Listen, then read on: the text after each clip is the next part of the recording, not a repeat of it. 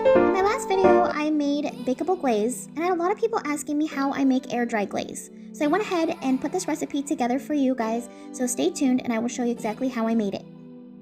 Make sure that you check out part 2 of this video. I will show you a short demo on how to use this glaze, as well as proper drying techniques so you don't have any cracking, as well as a bonus bake and bake for my famous giant chocolate truffles.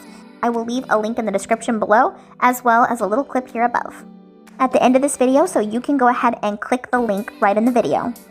First, what you're going to need is a container of your choice, and you're going to need some Dura Clear Ultra Matte Varnish. Also going to need some black watered down paint. You want to let it sit for about a week. You're also going to need some brown matte paint. First, going to start by taking about half of the bottle and dumping it in, and then you're going to take your brown paint and you're going to dump that in. You're going to probably put about 2/3 of a cup of that brown paint to the half a bottle of the Dura Clear. Now you're going to go ahead and mix this all up. Make sure that you mix it really well before you add the black color. You want this to be nice and thickened.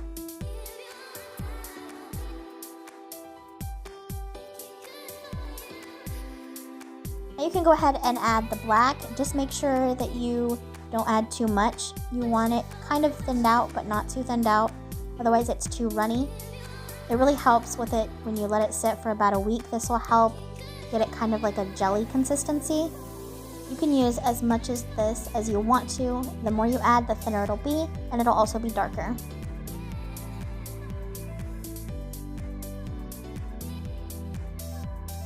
Here I'm just going to go ahead and dip a cherry for you, just so you can see a little flux cherry.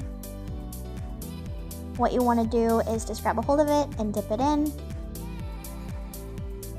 And as you can see, if I move it around, it holds its shape. It's got kind of like a really nice gel thickness. Again, make sure that you check out part 2, and I will show you the best way to make it dry so it has this nice shape at the end. I'm going to repeat that process with a strawberry. If you want to go ahead and use this multiple times, go ahead and get yourself a container, and you can make a large batch and you can store it. Just make sure that it has an airtight seal on the top so that it doesn't dry out. And that's it, guys. I absolutely hope you enjoyed this tutorial. Thank you so much for watching. Remember to like and subscribe always. Also, if you get a chance, check out our Facebook group, Anything Art. And also, if you're a fake and baker, go ahead and check out our Facebook group, Fake the Bake. Thank you so much for watching again. Bye!